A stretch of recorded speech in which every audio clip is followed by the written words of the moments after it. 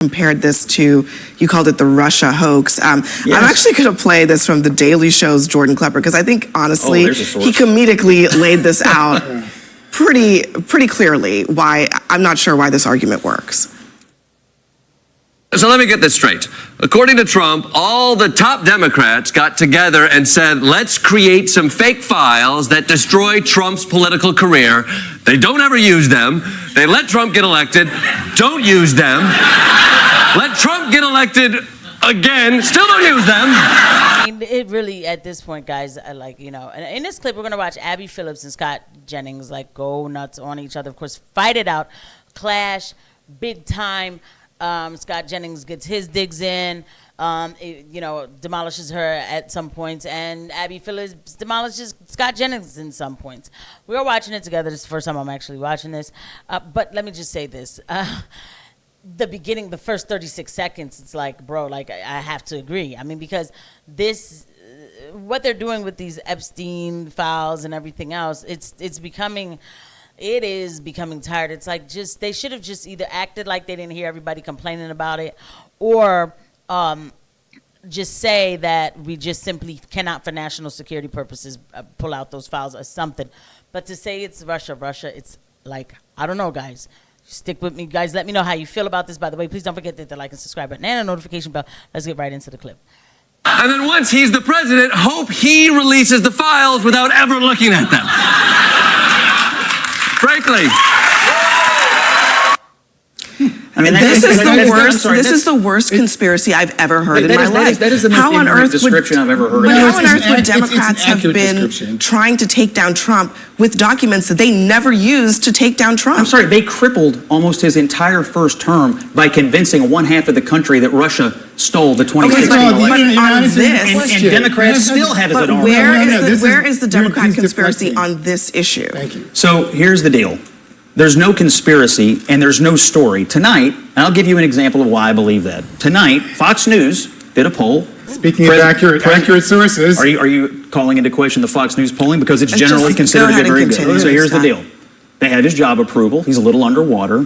Of all the people who said they approve or disapprove of Donald Trump, only 1% mentioned Epstein as the reason. And the whole 1% was either Democrats or independents. This fantasy that Republicans or MAGA, nobody in the Republican Party is worried about this, and most of America is. Now, don't get it twisted, okay? While I'm not into the, right now, this administration, I'm sorry, I've been calling, this is why my channel has not, it cannot soar between, sorry, God is good, it will. I can't lie, bro, I cannot lie. I won't lie to the people who's watching this, okay? I won't take these lies, you're bringing up the first term. Yeah, I know what Democrats did to Trump on the first term. But we're talking about today, but Epstein's been out, Epstein was an issue before, excuse me, I'm going to take these off because my head is hurting. But Epstein was an issue before the Democrats and Trump's first term, okay? Now, whatever Anna Navarro is getting ready to say, I'm already disagreeing with her. Just because I just don't like her. Yes, I don't.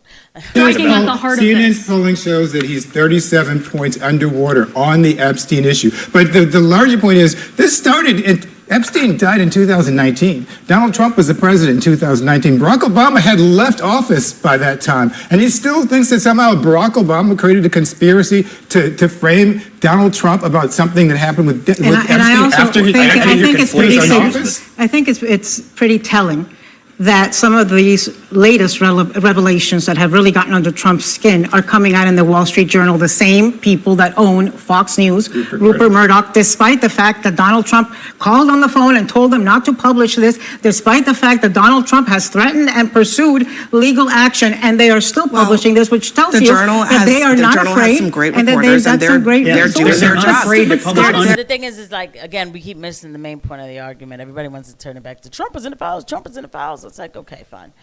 I don't care. Trump doesn't want the files to come out because he was in the files. He was in the files. It's okay, fine. Okay? But that is not the bigger story. So still, I just don't think that's where the buck stops. Can we please get to the bigger story? What decisions were made based on these files? Damn, only person who could say that was Anna Kasparian that day. They're doing their jobs. Really But also, hang on a second, my friends. We were just talking about whether or not MAGA cares, right? So a judge decided today that they were not going to be allowed to release these grand jury transcripts, which Trump said he wanted released. This is a limited amount of information. They could release the files that they have in DOJ possession. All of a sudden now, Charlie Kirk says President Trump's DOJ moved to release the valuable Epstein information, and a federal judge is blocking their pursuit of transparency. Are you paying attention? The judge is a 2014 Obama appointee.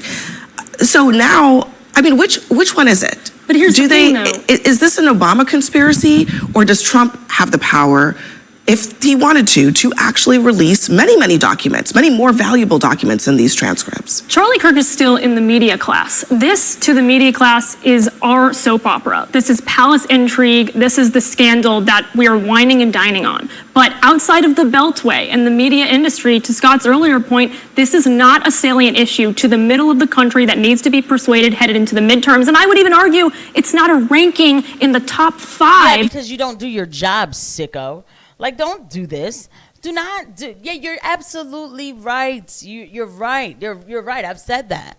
Regular folk who are trying to put food on the table for their family are not. Epstein is not even on their radar. But that is because you heard what she said. This is the media. What did she say? The media dining or whatever. That's for them to dine on or whatever, right? Why y'all having conversations with yourselves instead of bringing out to the people the real news, going out and really, the media, the news is supposed to educate the masses about what is going on and talk about the real situation. The fact that there is this hovering cloud that, let me tell you something, the rest of the board, by the way, the answers about Epstein files and the blackmail operation and everything, anybody with a brain who's actually done research knows exactly where it leads back to. Don't worry. Those of us, we know why we're not getting the answers, okay?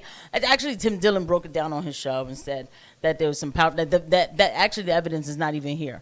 It isn't. He's right. It isn't. It's somewhere else, a little, whatever. Anyway, we know what it is. We know what's stopping this, right? And then the media, Charlie Kirk says the judge was an Obama-appointed judge. That's the only pattern that Charlie Kirk noted. Whatever. It's okay. We know. I know. Yeah, we're not seeing those files, bro. But I still don't know why, because at the end of the day, what would people do? I mean, it's clear as day who killed JFK, and nobody's up in arms about that. Everybody looks the other way. It's too much. They don't want to deal with it, right? But for her to say, like, people just don't care. I mean, this is for us to talk about. You sick piece of crap. You're supposed to be the people that are supposed to make people care. To understand that the reason this is one of the many and a huge component of why your government refuses to work for you. For MAGA voters. Then why does Trump keep talking about it? I think it's because he's responding to the attacks. No, wait, hold up. Why do Democrats keep talking about it? He's not. Why are we talking about it? He's not. Trump he doesn't want to. Hold on a second. If Trump wanted to move on, whenever a reporter asked him a question about this, he would say, I'm not going to talk about this issue. I'm going to talk about the economy. He has not done that a single time in the last week and a half that this has been a story. I think if MAGA didn't care about this, it wouldn't be an issue right now. Thank you. But they did care. When Pam Bondi came out and said, this is done, it's finished, they screamed. If the Democrats had screamed, and they did, that wouldn't have mattered. But because part of the base screamed, that it mattered, and it will matter in the midterms, and I wouldn't want to go home to a recess. I've done that before. When you have troublesome political news, to go to an August recess, I wouldn't want to with this hanging over. He's right. He is. Kirk says, President. Sorry. Whoever homie was, he definitely did break it down. I mean, look, what if I told you that Scott Jennings, just went to Israel and, you know what I mean? It's like, kiss the wall the whole bit. Like, I'm not supposed to, like, you're going to do and say whatever. I don't know how people do it. I don't know. I mean, I guess it's easier because then you don't have to worry about bills and stuff because it's already paid for you. But I just couldn't. I don't know. I just feel like it's a crime to humanity to allow yourself to be a paid shill. I understand sponsors, but a paid shill is a whole different thing. This country is not answering to the people, and I'm gonna tell you like this: when people start to really, really because inflation, all that stuff is gonna go up regardless. It is. It's gonna go up because we're not. It can't work like this. It's just a big shell. It's like it's a big shell. One day, something is going to crack, and then all of this will matter. Keep thinking that you could just dine on this subject and just have fun with it. That's fine. It's really not. But the people are gonna wonder what is going on? How come things just won't get better? I'll leave it at that.